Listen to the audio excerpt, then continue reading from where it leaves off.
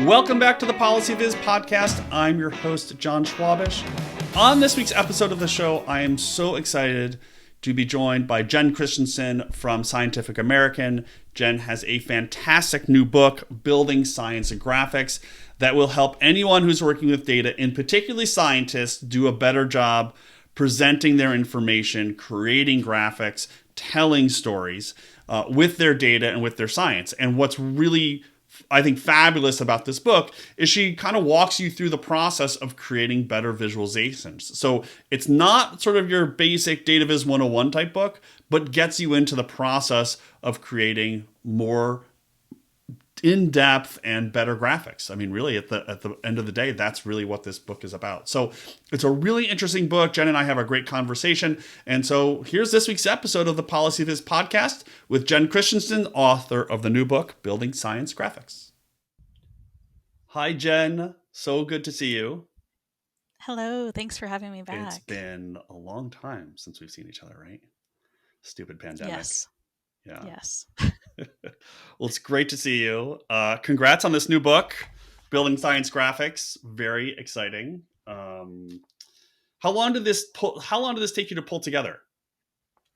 Oh gosh. Well, see, the first email from Alberto Cairo, my editor, one of my co-editors on the piece, was February 2 years ago. So that's when he reached out to see if I had ever thought about writing a book. Right. And so that kind of kicked off the proposal process. Okay. That's but a lot of the pretty content, good. Oh, go ahead. A lot of the content, a lot of the content had been pulled together from various talks I've given over time and blog posts and things. So I wasn't completely starting from scratch. I kind of had a general idea of a few major themes I wanted to discuss. Right. But as I'm sure, like, I've had that too, where I'm like, oh, I've got this all written down. It's all in my head. I just got to get it into book form. Like, yeah, no problem. But that's where the rubber hits the road. And I want to talk to you about this a little bit in a bit, but like the design of the book is quite unique as well.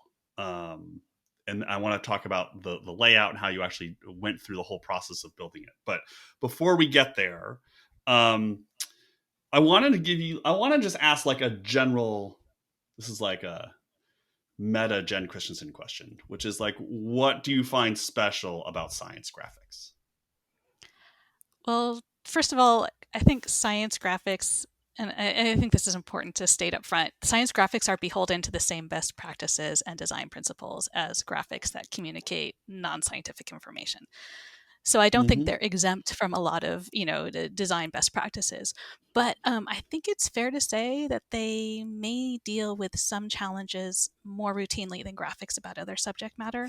Things like communicating complexity, visualizing uncertainty, and combating misinformation. I mean, like those themes occur across all different kinds of graphics, but I think it happens a lot in the science realm.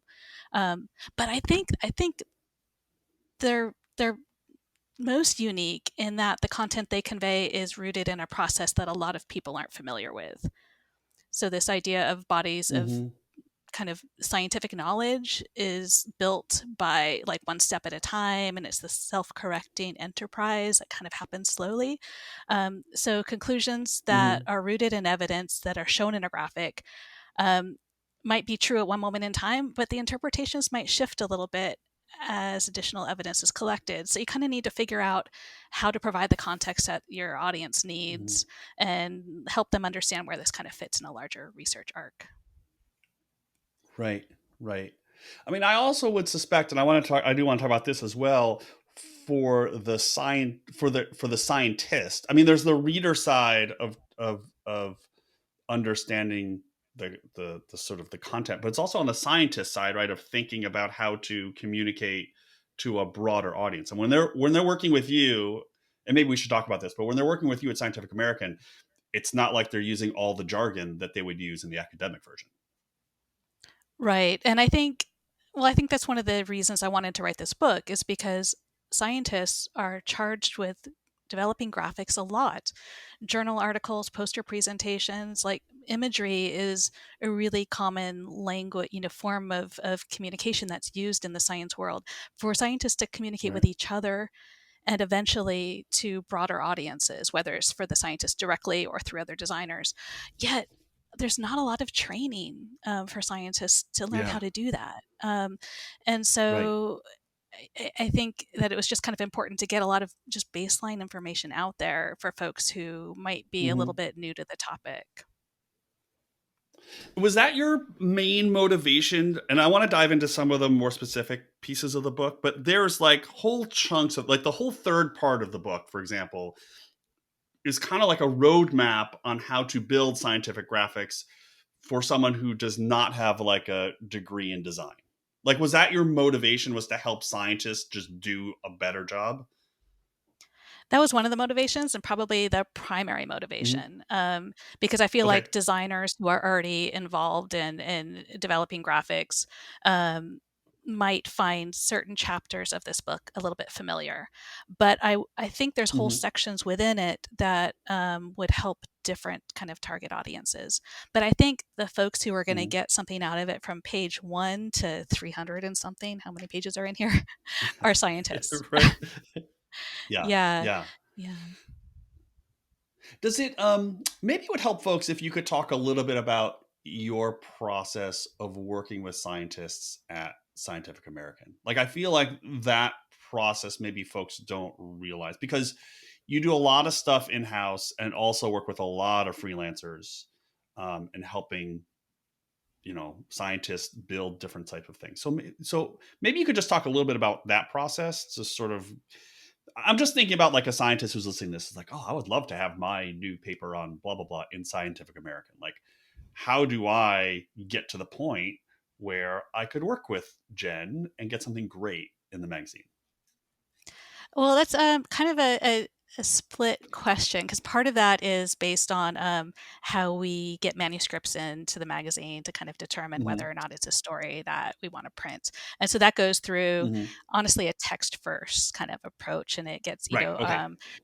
so but once we accept manuscripts, then it comes to the point Hmm. of reading them and seeing what graphics might have been included and what kinds of visuals or ideas the author might have. But that's also where Hmm. the internal team kind of, me and my colleague Amanda Montanez, who works on news graphics, we kind of read through these manuscripts and try to figure out when a graphic would be useful to convey some of the information in the story.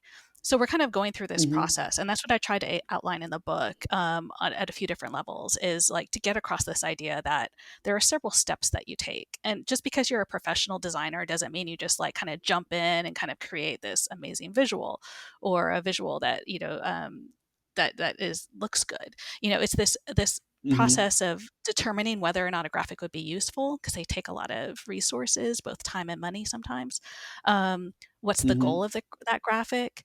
And what are the benchmarks that you need to have in order for the whole team to come together and kind of evaluate if that graphic is successful at different stages along the way? So in the book, I kind Hmm. of describe how I do that in a magazine setting, with three primary steps where everybody's providing feedback. That's like a concept sketch, tight sketch, final art. But there's Hmm. a flow chart and decision tree, a couple of them in this book that actually just sort of walk folks through one step at a time, just this idea of what question needs to be answered right now in order for you to take the next step towards then building a graphic. Um, and Hmm. I find things like that useful for myself as well, because sometimes even if you're doing these all of the time, you just sit down and you can't get past that first step, and you start to procrastinate and you just need to get started on the Yeah. project. And so something like a Yeah. decision tree, it's like, okay, I just need to answer this question, and then suddenly you're answering the next Hmm. question, and then suddenly you're problem solving and you're getting it done. So I think it's just Right. kind of a useful tool for novices and professionals alike. I'm curious, when you make that, get through that whole process, the manuscript is accepted and there's going to be a graphic. Do you find that most of your work is creating a new graphic, or is it mostly taking what's already in the academic paper and modifying it to make it more suitable for this broader audience? I think it's about half and half. I love doing makeover Yeah, graphics because interesting. when you see that Yeah, like yeah, yeah. a scientist has like problem solved it and they figured out an interesting way to convey the information in visual form, whether it's a data Yeah. visualization or a explanatory diagram. That's really exciting Yeah. because you're like, okay, they have the metaphor or they have this really unique way of looking at the information, and they know the information better than I do. So like, let's roll with that, and Right. now let's start to unpack it and make it more accessible to more people. Sometimes that means like, Mm-hmm. making it aesthetically pleasing, but also just doing things like getting rid of jargon and in both like labels and in image form, like and just start to make it more Right. accessible. Right. So I love doing those. I But gotcha. other times it's like this Yeah. opportunity to create something new. It's like, okay, I can't find a way that somebody else has successfully like created a graphic about this topic that feels like it would be useful in this Yeah. context. So then it's just like really kind of walking through those steps and trying to figure out what is the goal of this Mm-hmm. graphic. And, is a metaphor useful to help explain this? What kind of graphic is it going to be? Is it something that's comparing and contrasting? Is it showing change over time? So just kind of walking through and trying to figure out a good solution for that. And one of my favorite parts about that is working with other professional designers. Because I'm kind of a Mm-hmm. project manager of sorts. So I'm working as a liaison Right. between freelancers and scientists and my text editing colleagues. So that becomes a pretty collaborative experience. Yeah. So on this process, and then we'll get into some specific parts. So on this process, what is it like working with a scientist when you are creating an entirely new graphic? Maybe it's on the process of the experiment, it's on the process of the science itself. What does that process look like? Because I'm guessing that I'm guessing here, but I'm guessing there's a pretty large amount of education that you are doing with the scientists to say this is why we want to have this totally new diagram about your work. And I'm curious about how they respond and how they work in that process with you. Well, it's interesting because although scientists are very often the author of the text itself, and so they're featured Mm-hmm. prominently as this is their work, the magazine does have full control over the imagery that goes with it because we're the ones that are then investing in the money and time to make those Right. elements happen. Um, and it needs to happen quickly. So there's a lot of Mm. kind of efficient, just sort of, here's what we think the graphic plan should be, and so that's Yeah. being communicated either through me or through my text editing colleague. And so it's sort of, here's what we think would be a good idea for our audience. We're constantly saying, we understand that these ways of showing it might be great for your peers. We're dealing with another audience that we know pretty well, or we know better than perhaps Right. you do. And so this is what we think will be useful for our group, our audience, on our formats. And then the Mm-hmm. conversation shifts a little bit towards: is this accurate? Are we describing things Mm. correctly? Can you, if we're not, can you help us understand why? So it kind of shifts the Mm-hmm. conversation from what do they think is the thing that we should be illustrating to this is where we're thinking we should go. Can you help Mm-hmm. us do that to the best of our ability? Right. I gotcha. Okay, so let's shift gears a little bit and talk about some specific parts of the book, because for those who listening to the show, like the way these work is I usually send the guests like a list of questions, and what I had to do, Jen, for the list to send you was like I really had to shorten it because I had about 13 bullet points, and I had to just like because there's just so much great stuff in here. So I kind of picked out like the things that I think maybe the most helpful to people who are working in data, may not be designers, and are sort of scientists, that I think, for me at least, were kind of like the most useful part to think about design. So the first thing I want to talk about was grids, because you have an entire chapter devoted to grids, and this is sort of overlap with some work I've been doing in dashboard design, where I see so many people just like focusing on grids. And I wanted to ask you, what is so special about grids? What should people think about working in grids? And I have a kind of a follow-up question to all of that, which is when I look at a lot of the graphics in the book and in Scientific American, it kind of feels like it doesn't work in a grid. It feels more like organic and flowing. But then when I look at how you draw out the grid, I'm like, oh yeah, it does fit into this like really nice grid structure. And so I'm curious how you play with grids a little bit to kind of not feel kind of so rectangular and make it feel more integrated in kind of a way, if that makes sense. So that's a big question to say, tell us everything we need to know about designing in grids. I don't know if I could say everything you need to know. There are entire books written on this topic, but Right. I could start by saying that. So, for folks who are unfamiliar with grids, they're literally like the same thing as those like ruled loose leaf paper pages that you learn to write on as a kid. Yeah. So they're a guiding system of vertical and horizontal lines. A graph paper is another kind of design grid. More useful ones for design purposes, I think, are generally larger. Like if you think in terms of the guides that shape newspaper columns or modular website designs. So Mm-hmm. I think they're a really useful starting point because they force you to immediately start making conscious decisions. Um, so immediately you're thinking, okay, should the title and caption of my graphic span one column or two? Does the imagery Mm-hmm. fit into kind of modules that are side by side or on top of each other? And so they kind of they're an efficient way to impose order and kind of this conscious level of visual hierarchy. You're suddenly forced to kind of Mm-hmm. move objects around within this kind of set space. Um, some Mm-hmm. designers do eschew them altogether, and I think you kind of picked up on this. I do love breaking the grid as much as I love starting with one. So Mm-hmm. breaking the grid just means that you're including elements that don't align perfectly with those guidelines, but you're making a conscious choice to do so for a particular reason.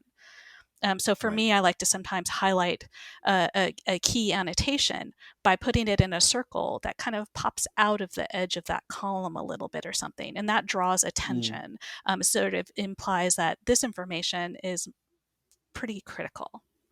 Mm-hmm. But in general, I think just starting with a grid takes the edge off of being faced with a blank page, and they Mm-hmm. force you to think about things kind of logically.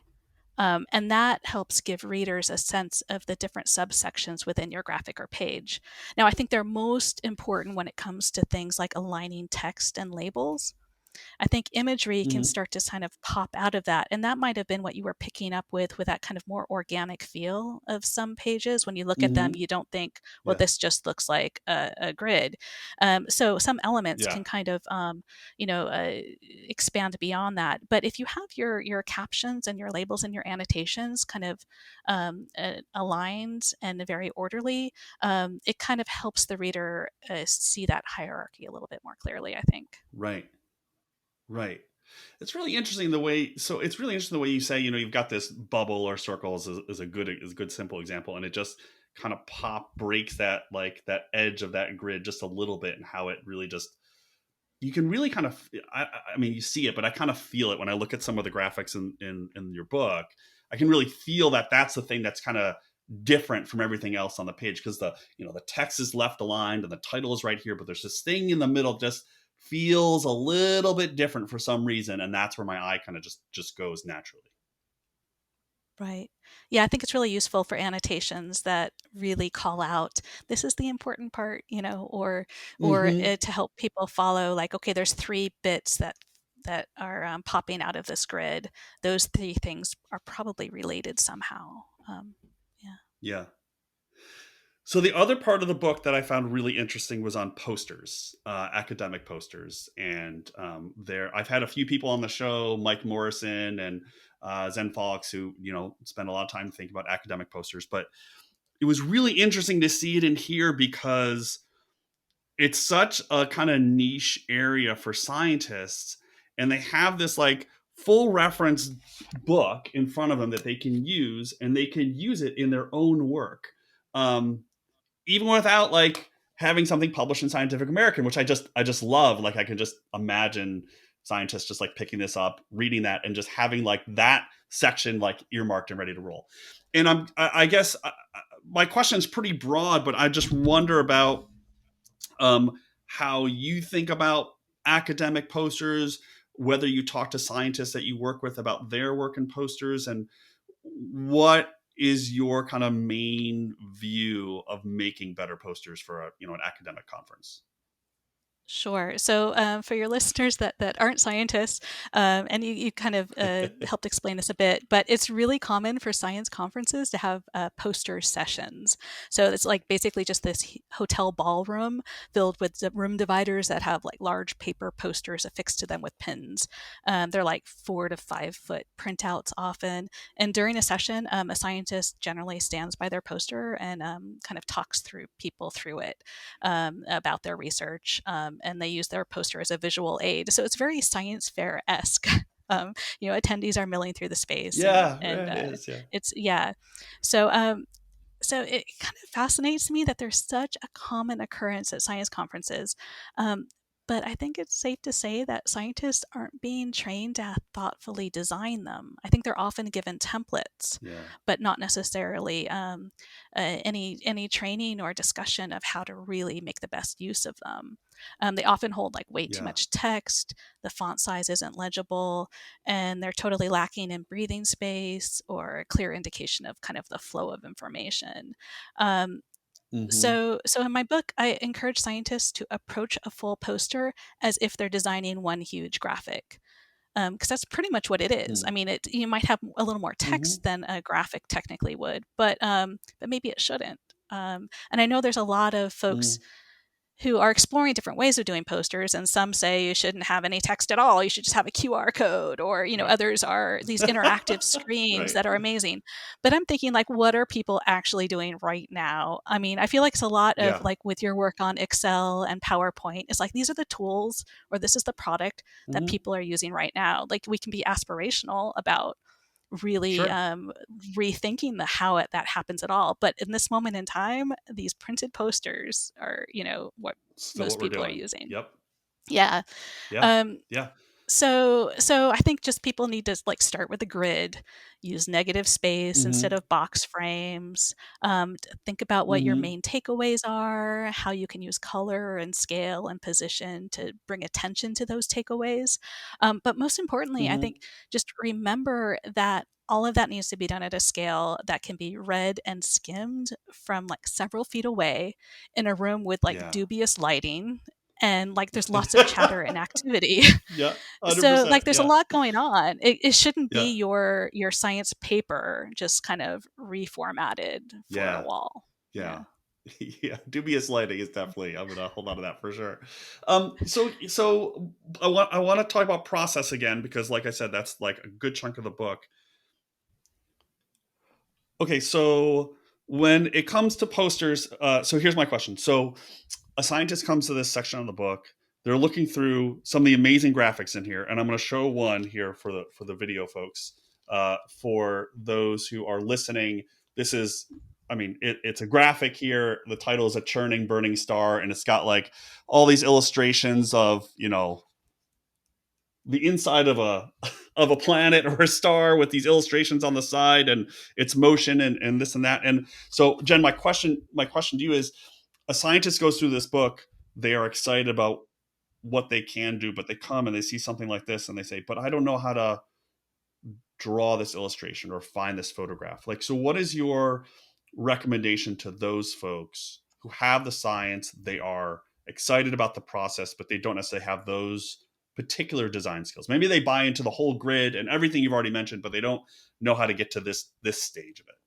Right. So that illustration that you described is from Science. I believe it was drawn by Chris Bickle, who is a professional illustrator, right? So, and it's for I think Yeah. the front section of Science. So it's kind of in their journalistic, for a broad audience, part of the magazine. So so it's gorgeous, but not everything needs to be rendered to that Yeah. beautiful scale. So I just really think Mm. that folks who maybe don't have those rendering skills right now, it's just to really think about objects and how they're placed on a page and how somebody moves through a space. One of the reasons graphics like that are so Mm-hmm. gorgeous is because you need to entice a reader to kind of to join in and to investigate it. A lot of scientists' Right. work is being done for other scientists who already want to read that paper. So you already have your audience. So now your goal Mm-hmm. is to help them understand things in a better way. So some of the goals are slightly different depending on Yeah. your audience. That said, there are tools that help that can be used to help. Things like PhiloPic is it's an online resource of like thousands of animal drawings that are for very specific species. They're little silhouettes, and Yeah. they're, I believe, under a Creative Commons license. So there's things that you can use, things like clip art that's done by other people who know that it needs to be accurate. Um, Right. and then there's also just, well, you can learn to draw if you'd like. There's different books and Mm-hmm. resources that can help you Yeah. along that path. Or you can hire collaborators. And if like you might think, I don't have the budget to hire somebody to do this. But if you problem solve out how you think the information might best be presented, and then involve a collaborator as a doing different parts of that whole, that might bring your prices down a little bit. Um, Mm-hmm.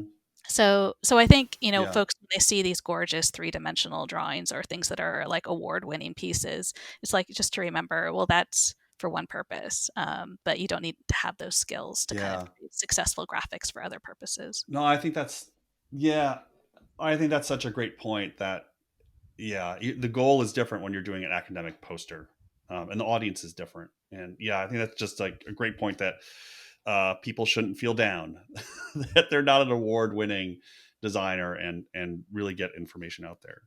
Um, okay, so I've mentioned this a few times already, but the last third of the book is on the creative process, and I wonder if you could just talk a little bit about. You've already talked a little bit about it, but maybe talk a little bit more about how you see scientists building out their own process to create more effective visuals, be it for a poster or their papers or a slide presentation or whatever it might be. What does that process look like for them? Well, I think it starts by, determining whether a graphic would be useful, figuring out what the goal of the graphic should be, where is it going to live, who is its audience, kind of walking through those questions to help to kind of define your edges and kind of help focus your thought. Mm-hmm. Like you might be envisioning this grand piece, but if it needs to be visible on a mobile phone, that grand vision isn't going to work. So it's just kind of creating your edges by answering a series of questions about where is it going to be, what does it need to Mm-hmm. show, and who is the audience for it. So kind of walking through those things, and then starting to do concept sketches, like doodles, like just really rough exploratory doodles, as you're doing the research, to kind of shift your mind from thinking in terms of words into images, and how can imagery tell that story in a way that might be more efficient than words. Um, and then as you start to Mm-hmm. kind of hone in on something that feels like it's starting to work, then develop a more kind of fully realized concept sketch and get feedback from others. And then just kind of narrow things down and get them more and more close to final through that process. Mm. Yeah, it's I mean, all of this, uh I think the message that I'm picking up here from you is to not see something that's in Scientific American or Science or National Geographic as a scientist and feel like that's your goal. And instead to think about what you have in front of you, your skill set, and go a little bit more slowly and just concentrate on your goals for your particular audience. And you don't, it's almost like perfection is the enemy of the good in this case. Yeah, and I also think that, like, when we're developing graphics for places like Scientific American and National Geographic, it's also the thought process that we're putting into the first stages are very similar to what I think anybody should be doing.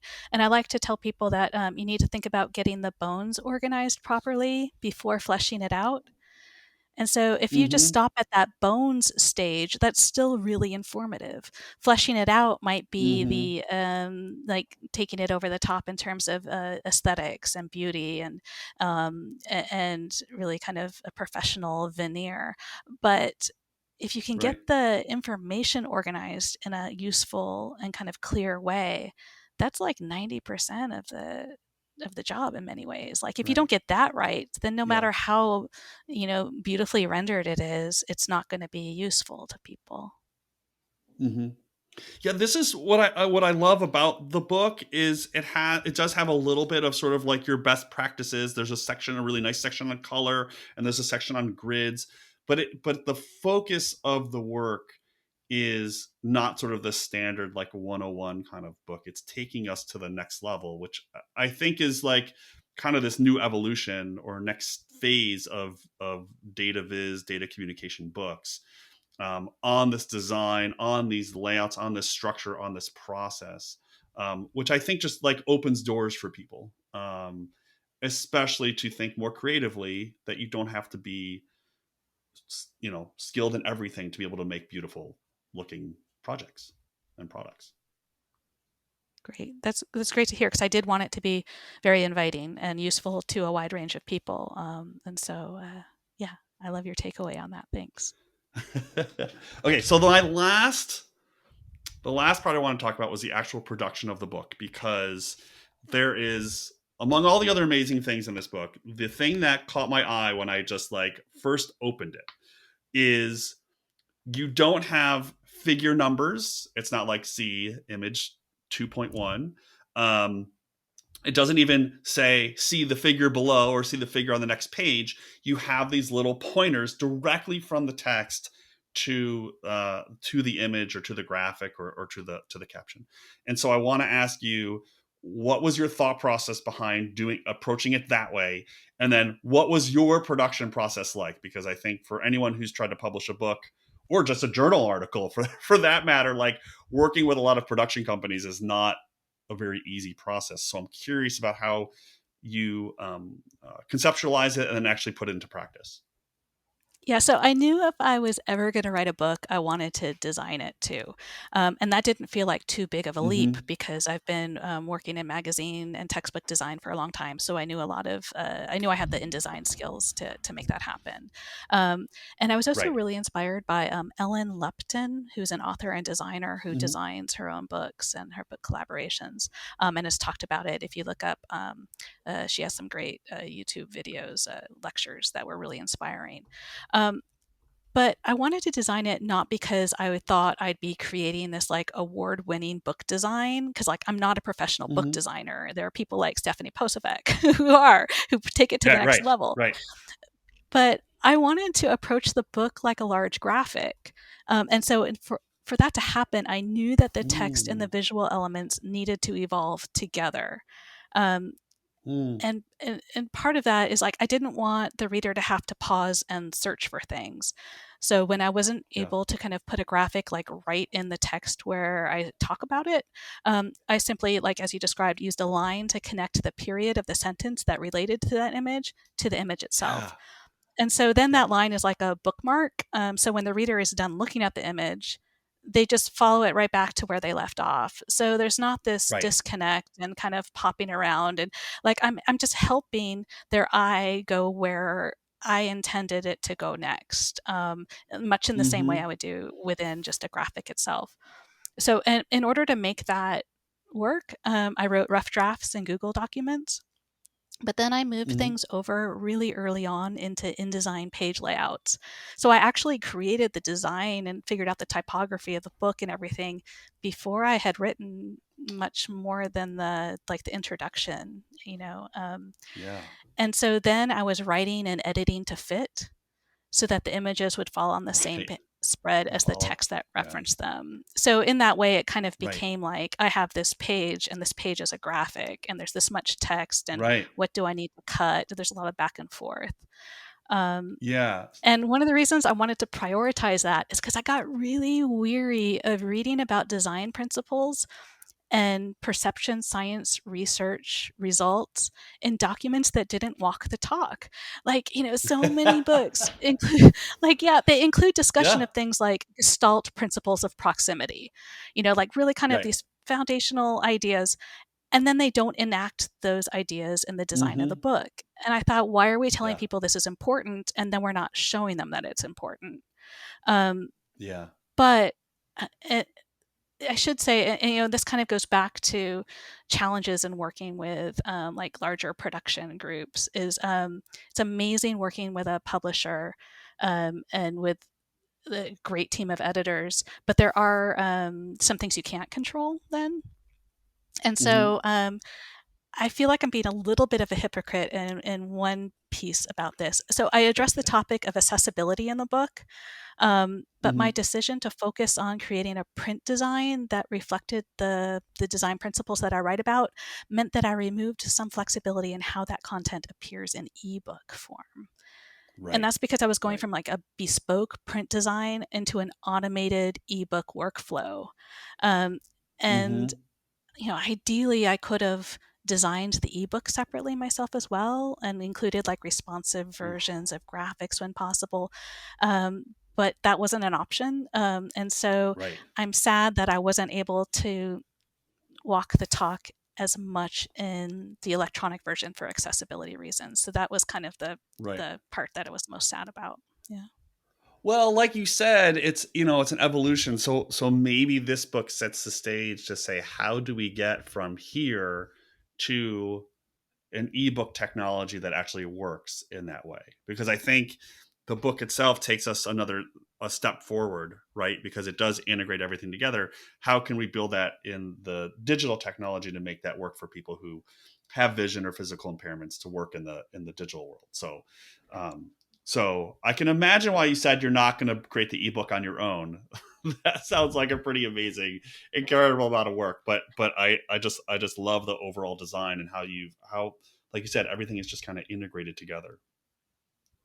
Um, in the cover, right? The cover was designed by Ali Torben, Yes, she or is that designed the yours? illustration on the cover, which I was very excited about. It Right. was so great Yeah. working with her. I love working with other designers to see what their process is like, and hers is really Hmm. like thoughtful. A series of questions about who the audience was and the tone and Hmm. everything. So it was a real treat. It was kind of a treat to myself to go ahead and commission some cover Yeah. art for that. Yeah. Yeah. That's great. Well, the book is great. Thank you so much for coming on the show. Good luck with shopping this around at all the science. I'm sure you're going to have to take like boxes of them to every science conference now around the country. So good luck bringing them around. But Thank you. congrats again. It's great, and thanks for coming on the show. Thanks for chatting. It was a lot of fun. Thanks for tuning into this week's episode of the show. I hope you enjoyed that conversation. I hope you will check out Jen's book, and I hope you will learn a lot about communicating science information. If you would like to support the show, please rate and review it on your favorite podcast provider. You can find me on YouTube at PolicyViz.com and, of course, on Twitter. So until next time, this has been the PolicyViz podcast. Thanks so much for listening.